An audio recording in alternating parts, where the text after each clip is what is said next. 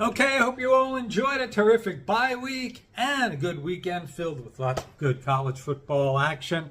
Heading into Blacksburg this Saturday against Virginia Tech, 3:30 p.m. start.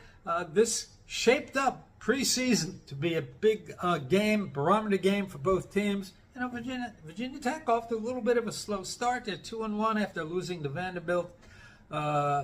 They beat Marshall and Old Dominion after struggling a little bit with them. This past Saturday, Virginia Tech won 37-17 over Old Dominion, but it was a close game. Midway through the third quarter, it was like 17-10, but they did what they had to do, both against Old Dominion and Marshall, and pulled out both those games. So this is kind of a big game for both teams going forward. How do they match up against each other, and how will they match up with the big boys in their each respective conferences going forward? Because there was a lot of talk about Virginia Tech being a dark horse choice to make the college football playoff. Don't think that's going to happen. Same thing with Rutgers. Virginia Tech opens as a 5-point favorite. I was kind of, a little bit surprised. I thought it would have been closer to, a 3-point game. You get 3 points for playing at home. I thought it's kind of an even game. Virginia Tech has improved in some aspects of their game against Old Dominion. They were averaging like 6.5 penalties per game. They were making mistakes. They only had 2 penalties for 19 yards. Against Old Dominion. Kyron Drones, big athletic quarterback. We saw him last year. He wasn't expected to start, did start. We've gone through how those kind of quarterbacks that are big and athletic and backups tend to give us trouble. He had 176 yards, 1 touchdown. He hasn't been dominating in the passing game. So, there were some things we can do to kind of manage Virginia Tech's offense, bend a little bit, but don't break, and that would give us an opportunity to win. I know a lot of people are on the Kyron Drones, is he a Heisman candidate kind of quarterback, but he as of now, he really doesn't have the production or the stats to back that up. So there are 5 keys for us to do well and win in Blacksburg, and at least what I think, and some of them are continue to do the things that we need to do. So Ethan, quarterback position is going to be key with us this year. All year long, that's going to be the key. There's no secret about that. Ethan needs to continue doing what he's doing. He earlier on in a couple videos, I said if he needs to get to, for him to be successful, he needs to get to around 60% passing, which I absolutely thought he can do. I didn't buy into this. He's not an accurate quarterback. There was a lot of compelling circumstances, which we won't get into again. But he's doing well. Yes, it's against Akron and Howard, but, new team, new scenario, new system, a new old coach. He's passing for around 61.7%. Which is, if you're a Rutgers fan, you've got to be ecstatic about that, even if it's against the likes of Akron and Howard. 377 total yards, not huge, but, that's part of how we want to run our offense, be run dominant, and pass as necessary to keep the defense honest. 6 touchdowns, 1 interception. It was kind of a tip ball, not a tip ball, but a play that he got hit on. So, not going to really bang him on that one. His quarterback rating is 167. So, what Ethan continues to need to do, spread the ball around. We've been doing a better job of getting the tight ends involved in the offense, and a better job against Akron of getting our playmakers involved, Chris Long, Dymere Miller. Continue to do that. I'd like to see a little more spreading out of the offense and the wide receivers and getting them open underneath. And we've been getting those crossing patterns that I've been looking for years across the middle. Our receivers are open. If we can expand that part of the game a little bit more, I think Virginia Tech is very vulnerable. Defense, they're not great. They present more problems on offense, but the offense can be managed on defense. I think we can. There are plays to be had there. So when it comes to Ethan,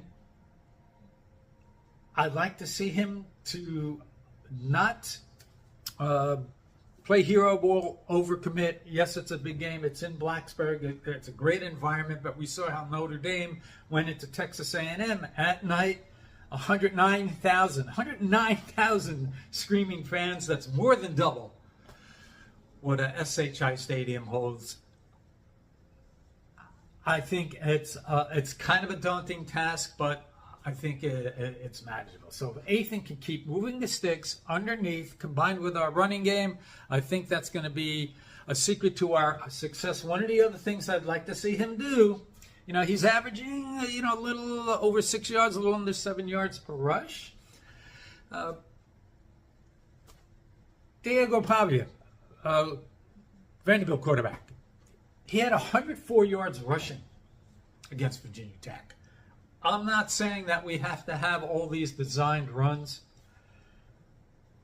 but I'd like to see some designed runs, particularly second and third in medium or moderate to long situations. I'd like to see him take off or do what he does very well, disguising how he's going to, play action pass and then taking off. I think if we can get a few first downs that way and continue to move the sticks, well, we should be in good shape. Virginia Tech, defensively, they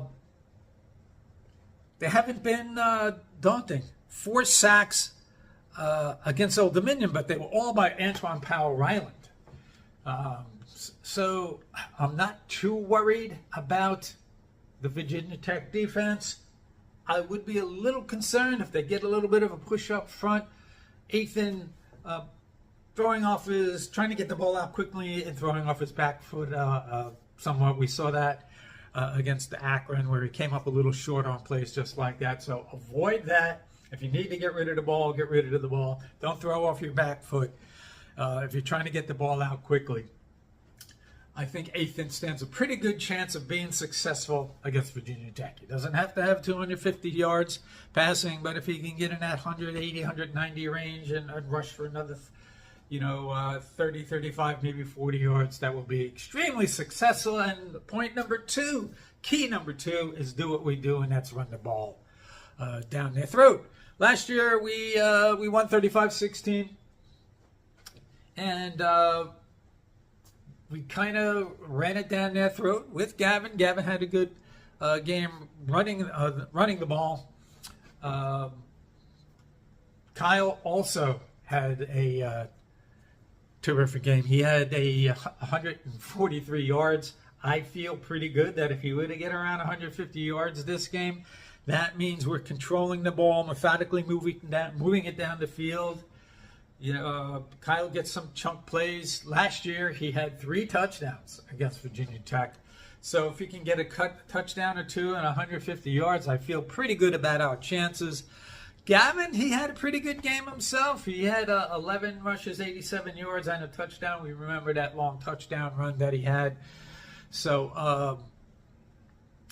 I'm not saying that Ethan needs to be in that 11 for 87, averaging 8 yards a carry, but if he can provide a little bit of change of pace or a big play here and there and get a first down here and there, I think the running game will be extremely important. Jayshon Benjamin also saw a little action last year. 4 rushes for 20 yards, averaged 5 yards per play. So, maybe a little change of pace in there, a little bit of a trap, so a misdirection kind of play can get us some big yards and big spots. Will Sam play? That's, it's a big mystery. The question is up in the air. I'd like to see him. I think between the tackles, he can do some damage against Virginia Tech. Last year, he had 3 rushes for 10 yards, or 6 yards, rather. Not a hugely productive day. But if we can run the ball down their throat, we stand a good chance of success. So I think we have definitely have some opportunities in the rushing game. You know, Rutgers averages at 307 yards per game. Virginia Tech about 190. But on defense, Virginia Tech gives up about 190 yards a game. You know, Rutgers is around 150. So I think the opportunity is well in hand for us to meet what we did last year in the rushing game, which was, you know, around 250 yards. If we hit that again this year, and I think we have a little more experience, a little deeper rotation. We'll see where Sam is. So I feel that our opportunities in the rushing game are as good as they were last year. Now in the passing game, Virginia Tech has a little bit of an advantage there. They pass for about 225 yards per game, and we throw it from about 188 yards per game. And, you know, we average 46.5 points per game. Virginia Tech, you know, just under 32, playing Old Dominion, Marshall, and Vanderbilt.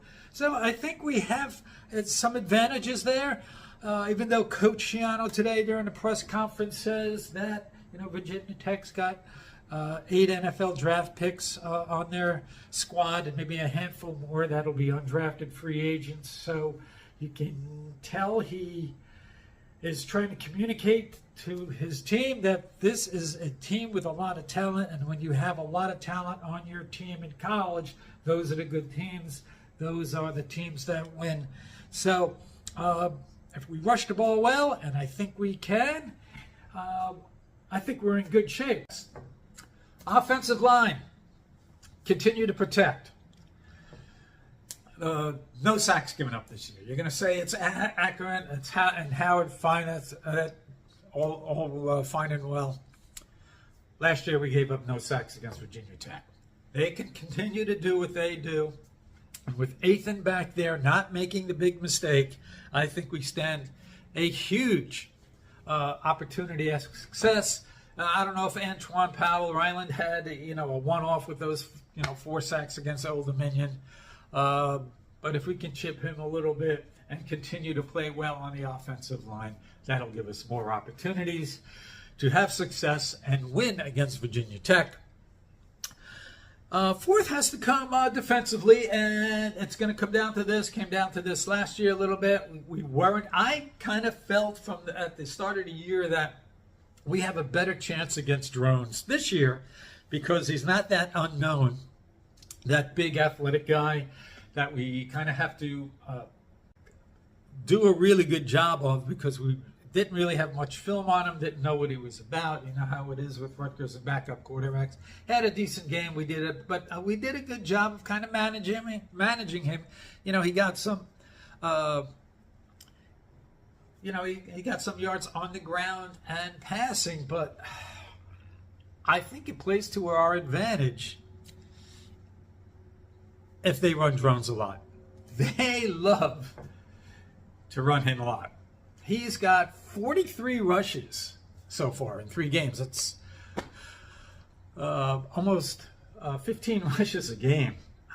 I feel pretty good. Yeah, he might, you know, get a play or two here where he gets a first down and breaks one for double-digit yards.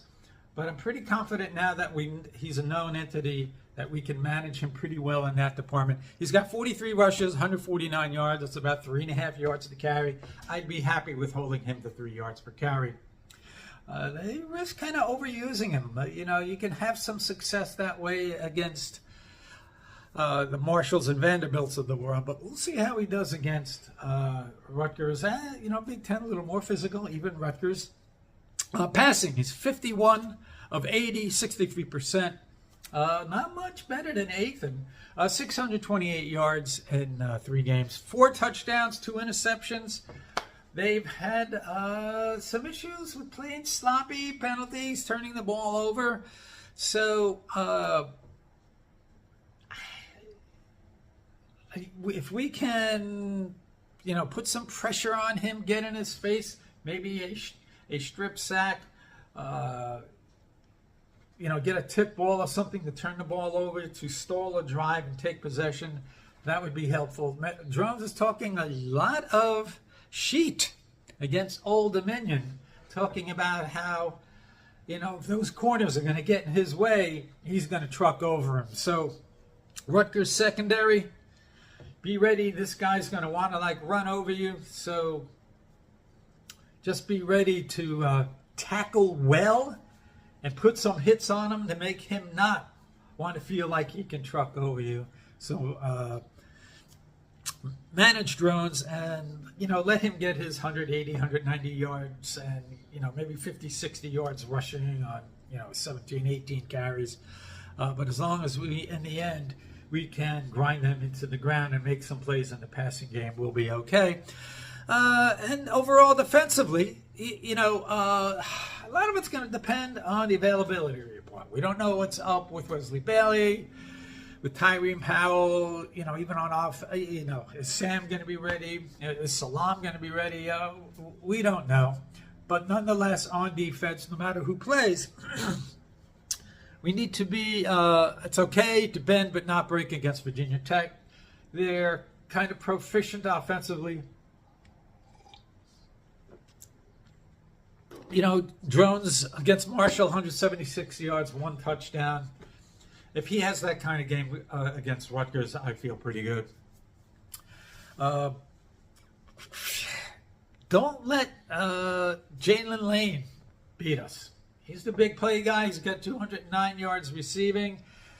Don't want to see any busted plays like we saw last week. We don't want to see anybody open on a critical 3rd and long and he's streaking across deep down the middle.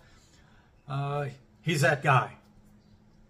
Let's make sure that we're pressing these guys. We're sticking to them like glue. And we should have some pretty good success. Hopefully get a turnover. And on the ground, Bashal Tutin. We saw him last year, had a little bit of success.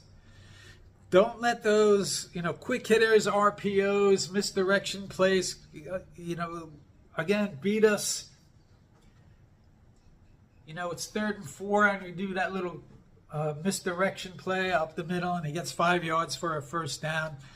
If we can manage both the running game with him and Drones, I think that should put us in pretty good shape to be able to win this game by having balance on offense, running it and throwing it, and bending but not breaking, and getting some turnovers on defense. So 5 points, I might be tempted to take that. Nonetheless, good luck to Rutgers going forward this week in Blacksburg. If they can win on the road, this is going to be a big game as far as perception about Rutgers and the national attention they get going forward. Now, when we look around the Big Ten, this past weekend, some interesting stuff. One of the teams a couple of the teams that have worried me, this one more than others, Nebraska, 24-3 winners over Northern Illinois. That game was close midway through the second quarter. We're seeing a lot of this year. It was like 7-3. Dylan Raiola, again, not dominant, but he was solid. 7-23, 247 yards, 2 touchdowns and a pick. Nebraska had 142 yards rushing, so they have some balance going on there. That worries me a little bit. Northern Illinois did have some effectiveness on offense, though. They ran the ball pretty well, 140 yards. You figure if they're running for 140 yards against Nebraska's pretty stout defense, if we could get 200 yards rushing against Nebraska and Kyle gets some chunk plays, I like our chances a little better, but they're going to be this is going to be a tough game. We can't turn the ball over, make mistakes, dumb penalties, and the like. So that was an interesting game. Big surprise, maybe not some to others. I didn't think they were going to fall back as much as some people think. Washington State beats Washington 24-19. That's kind of deceiving. Washington was running the ball up and down. They moved the ball very well. They had over 400 yards of offense. They had a critical 4th and 1 late that they missed. and they had 16 penalties for 135 yards. If we could get Washington to make mistakes and not able to convert critical third and fourth downs, I like our chances, but this is not going to be an easy, this is not going to be an easy win. Washington State, the passing game was not effective against Washington, 17-34, 245 yards, a touchdown and interceptions.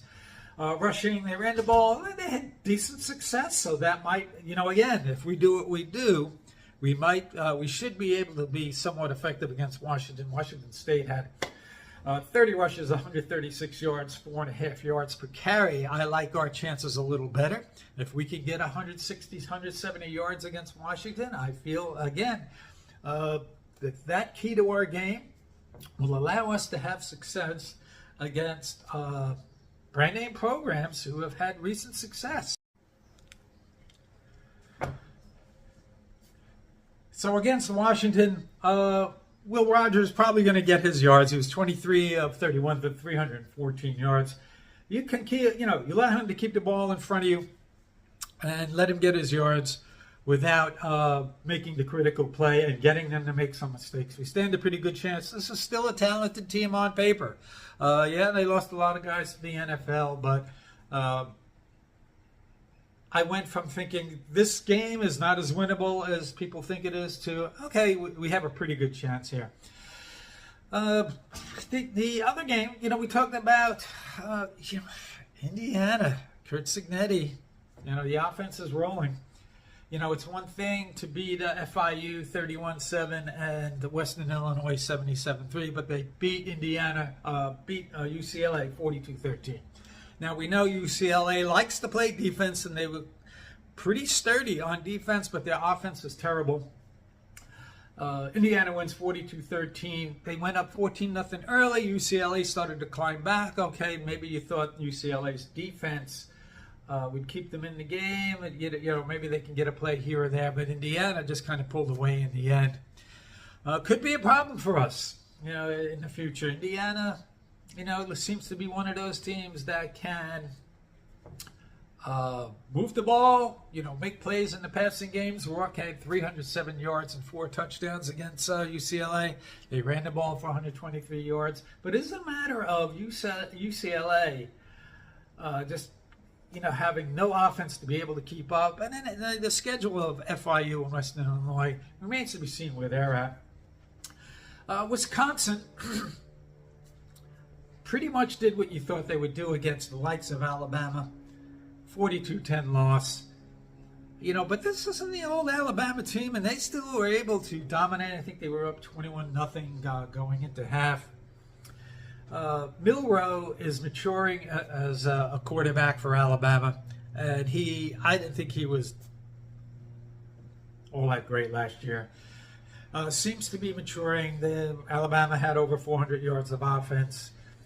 Wisconsin, they were kind of balanced. They had 140 yards passing, 150 yards rushing, but weren't able to get much going, extending drives, getting the ball in the end zone. So even though Wisconsin is a big loser here, I think this is going to be a nip and tuck and tightly contested game against two teams, Rutgers and Wisconsin, that are kind of similar. Excuse me. Wisconsin this year wanted to throw the ball a little bit more and be a little more effective in the passing game, but I still think they're stuck in the mug, and they're going to be a team that is part of old Wisconsin where they want to run it. They're going to try and throw it. It's a matter if they can execute or not. So I was looking at this game to see if we can glean anything out of it, to see how Wisconsin would play against Rutgers in the future. Wisconsin is the same. Wisconsin is Wisconsin. They're not standing out in any way offensively. So, it's another coin flip game that's going to determine how our season winds up. Now, the one that was kind of a surprise, because people started to talking about this team, their future potential and their explosiveness, especially at the quarterback positions. Notre Dame comes back and absolutely destroys Purdue, 66-7. Though they had like 362 yards rushing. Purdue's offense only had 162 yards of offense. Yes, Notre Dame's defense is pretty good. But if you're that future up-and-coming team that might give us problems in the future, this wasn't a game to show that. So that was a little bit of a surprise. I'm surprised at a 59-point loss. Nonetheless, we won't have to deal with Purdue just yet. Oregon was Oregon, against Oregon State. Not a true Big Ten game. They win 49-14, 560 yards of offense, which is what they do. Oregon State had like 310 yards of offense. So, is Oregon one of those high-powered teams that, on defense gives, you can move the ball against? Who knows? We'll see about that. We'll have to prevent big plays against them, big chunk yards, so we're able to stay in the game, control the ball a little bit. Around the rest of the Big Ten, Michigan, big surprise. Looks like they missed Jim Harbaugh. 28-18 over Arkansas State. That's not impressive at all. I mean, they win the game. You do what you had to do. And they won it in a Jim Harbaugh, Michigan kind of way. They had 301 yards rushing, 134 yards passing. You play enough defense, but, maybe this was a year we should have been playing Michigan. They seem a little bit vulnerable. Nonetheless, Michigan kind of squeaks one out against Arkansas State. And the rest of the Big Ten results, nothing really that's significant to talk about. Michigan State beats Prairie View 40-7. Was it 40-0? It was either 40-7 or 40-0. They're looking better. They're playing better under Jonathan Smith from Oregon State. But we really don't know who they are because their schedule hasn't been great. Minnesota beats Nevada 27-0. They take care of business. Not sure if we can get anything out of that. Or Illinois beating Central Michigan 30-9. Illinois is a team that I'm starting to think now might not be a pencil into the win column kind of game that we would have expected at the beginning of the year. Brett Bielema doing a pretty good job of turning them around. But again, their schedule hasn't been all that daunting. We'll see how they wind up going. Northwestern beats Eastern Illinois 31-7. Not much to glean out of that, and we don't see Northwestern this year. So there's your roundup of 5 things we need to do against Virginia Tech to have success and where the Big Ten is going into week 4 of the college football season. Everybody, enjoy your week. We're going to be watching closely this game because it's going to give us a glimpse to our future. It's not just a matter if we win or lose, but how well we play against Virginia Tech. I'm not going to lie, I have a little bit of concern because Virginia Tech, even though the first half off to slow starts, much like us against Howard and Akron, they managed midway through the third quarter to wrest control of the game.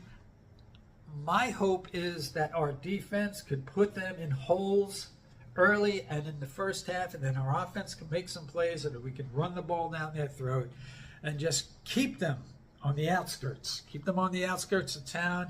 If they want to make a play here and there, hey, Jones and Rachel Tutin want to make a play here and there, that's okay, fine. No broken coverages, no big plays, no deep shots for touchdowns, no big mistakes. Continue to play well, protecting Ethan, not making critical penalties and or turnovers, and we should stand a pretty good chance.